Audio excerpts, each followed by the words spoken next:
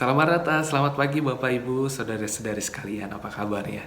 Sebelum kita akan belajar lagi kebenaran firman Tuhan pada hari Rabu ini, renungan setiap hari Rabu, sebelumnya mari kita berdoa terlebih dahulu. Kami bersyukur Tuhan untuk istirahat yang Kau berikan. Terima kasih untuk banyak hal kepercayaan yang Kau berikan dalam kehidupan kami. Untuk keluarga, usaha, pekerjaan, sekolah, kuliah, dan kesehatan yang Kau terus berikan dalam kehidupan kami. Sekalipun kami harus menghadapi tantangan, ada kelemahan tubuh, tapi kami bersyukur Roh Kudus memberikan kepada kami penghiburan dan kekuatan. Hari Rabu ini Tuhan, kami rindu lagi belajar kebenaran firman Tuhan, dan kami menyerahkan pemberitaan firman-Mu dari awal sampai akhirnya. Kami rindu Tuhan, firman Tuhan yang terus memberikan kekuatan, menuntun, menegur setiap dosa, kesalahan yang seringkali mungkin tanpa kami sadari atau kami sadari, seringkali kami lakukan. Kami rindu kehidupan kami semakin memancarkan kemuliaan Tuhan, semakin serupa dengan Engkau. Terima kasih Tuhan Yesus, haleluya, amin. Bapak Ibu Saudara sekalian, sesuai dengan tema bulanan pada bulan Mei 2021 itu bicara tentang kemuliaan. Nah, hari ini saya akan membahas bicara tentang selubung dari kemuliaan Tuhan. Seringkali ada tantangan dalam kita memancarkan kemuliaan Tuhan yang besar dalam kehidupan kita. Nah, apa saja selubungnya? Mari kita pelajari hari ini.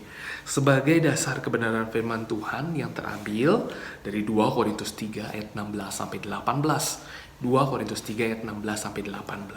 Nah, Bapak Ibu Saudara sekalian bisa melengkapi pembacaan firman Tuhan dari ayat 1 sampai 18. Nah, untuk momen ini saya akan membacakan dari ayat 16 sampai 18. 2 Korintus 3 ayat 16 sampai 18. Tetapi apabila hati seseorang berbalik kepada Tuhan, maka selubung itu diambil daripadanya. Sebab Tuhan adalah roh, dan di mana ada roh Allah, di situ ada kemerdekaan. Dan kita semua memancarkan dan kita semua mencerminkan kemuliaan Tuhan dengan muka yang tidak berselubung.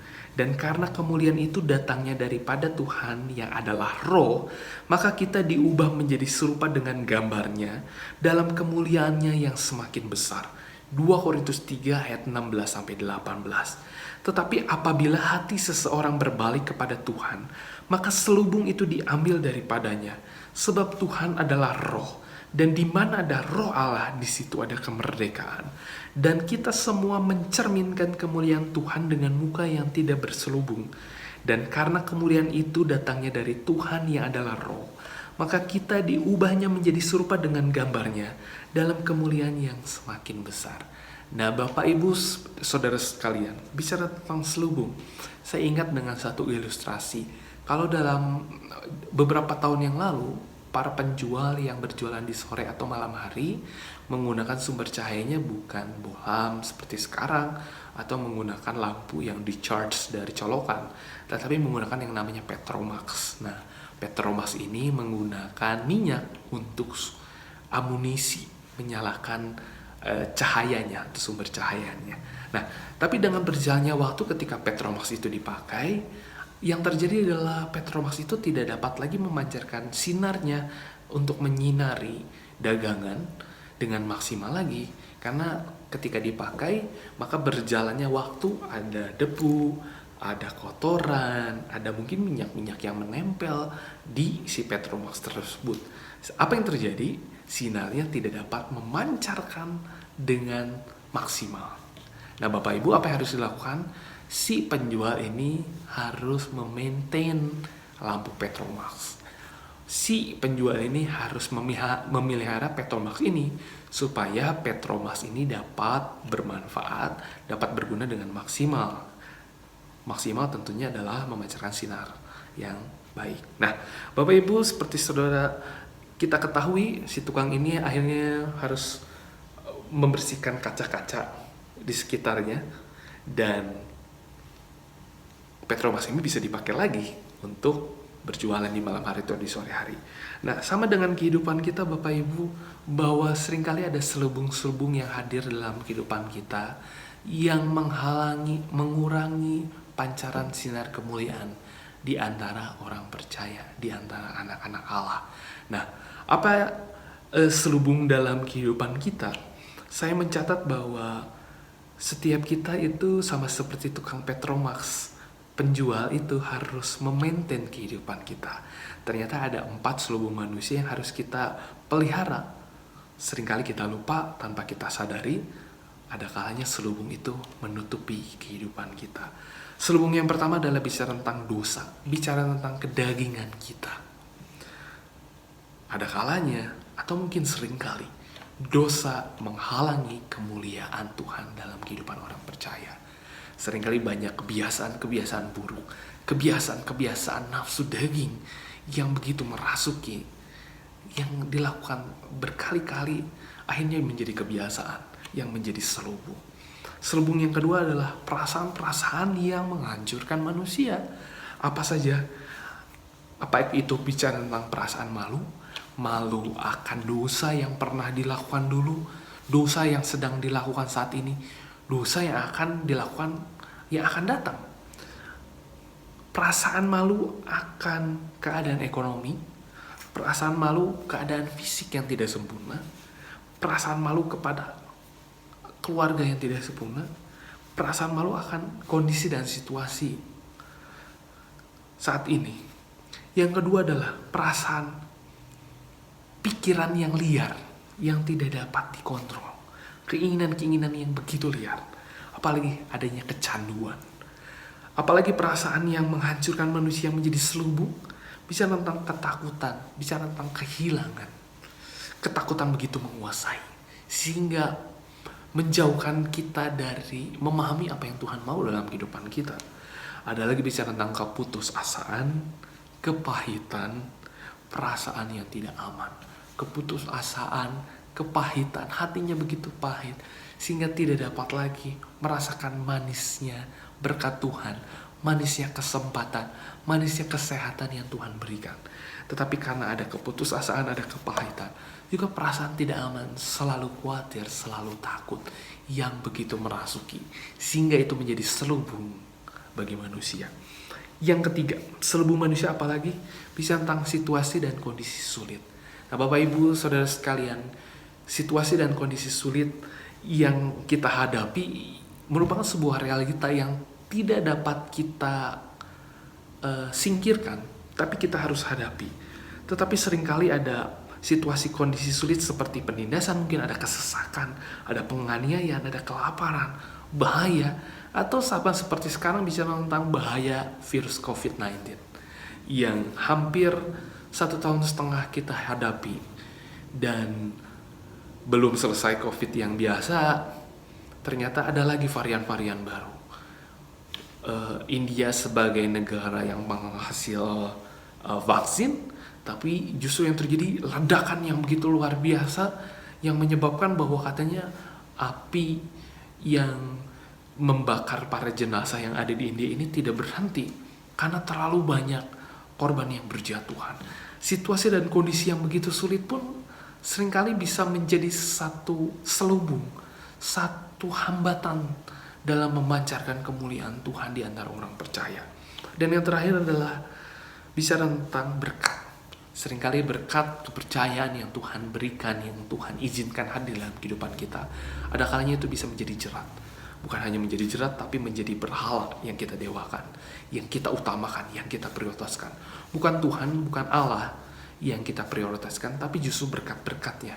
Bukan Tuhan yang kita cari, tapi justru berkat-berkat yang kita cari. Nah, Bapak Ibu Saudara sekalian, kebenaran firman Tuhan yang tadi kita baca, apa yang Tuhan rindu dalam kehidupan kita? Yang Tuhan rindu adalah kita semakin mencerminkan kemuliaan Tuhan.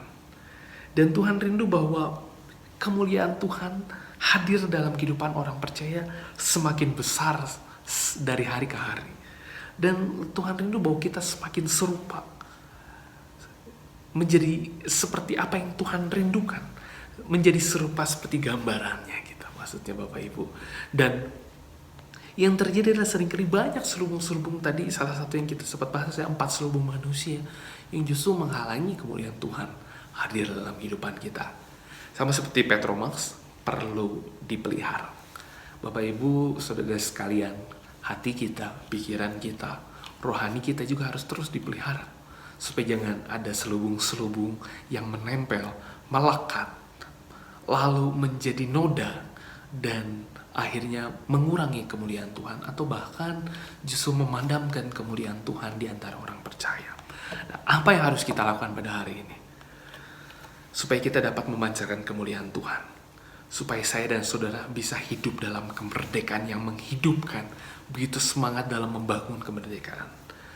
Apa yang harus kita lakukan? Ya harus kita lakukan sama seperti ayat yang ke-16. Tetapi apabila hati seseorang berbalik kepada Tuhan, maka selubung itu diambil daripadanya.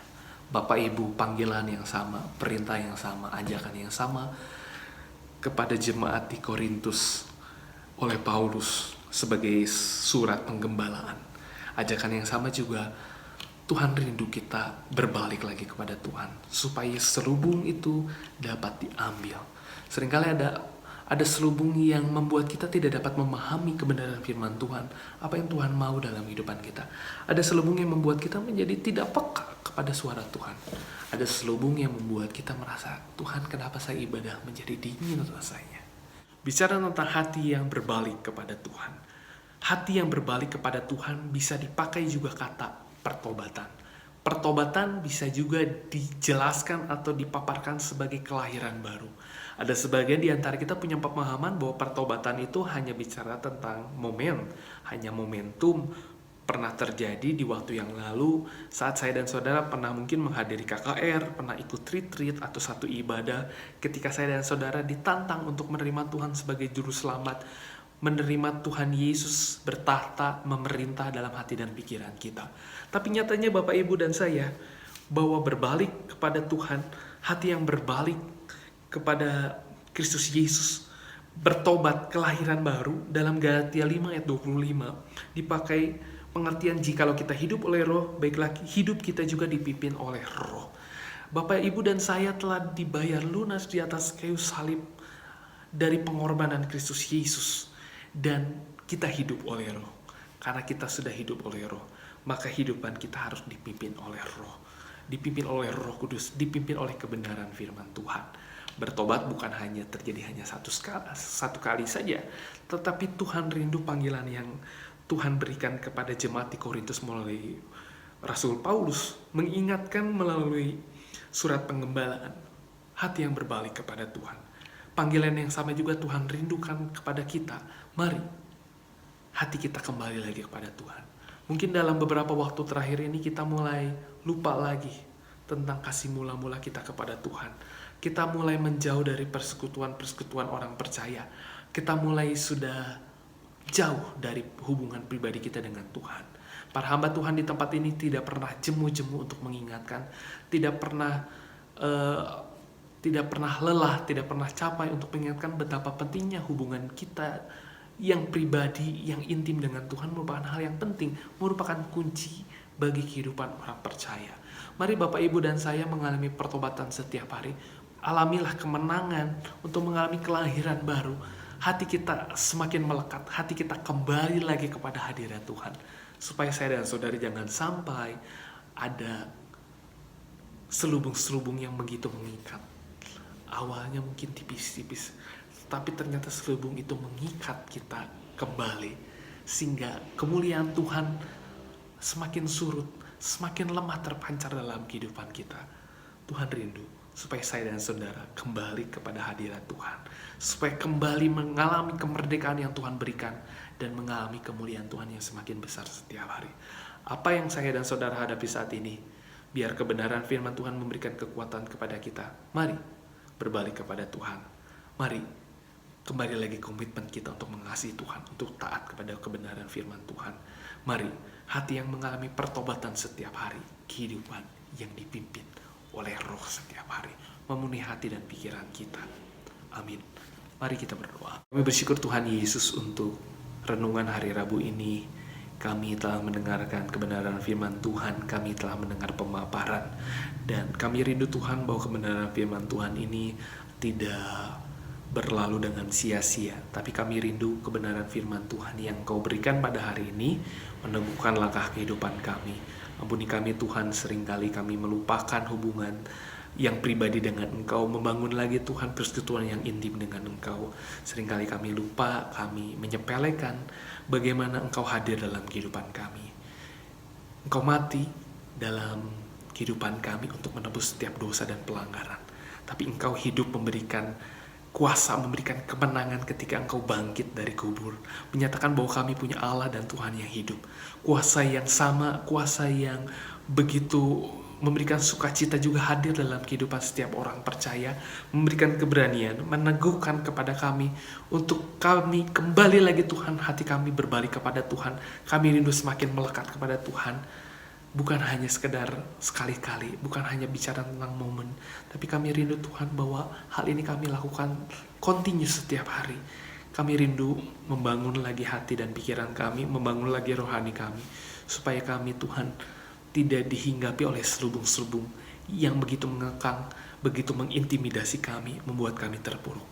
Terima kasih Tuhan Yesus, Engkau yang hadir. Terima kasih kebenaran firman Tuhan dan Roh Kudus yang terus meneguhkan, memberikan penghiburan dan kekuatan. Terima kasih Tuhan. Haleluya. Amin. Terima kasih Bapak Ibu Saudara sekalian. Tuhan Yesus memberkati. Tetap semangat dalam Tuhan. Tetap salam sehat. Tuhan Yesus memberkati kita. Amin.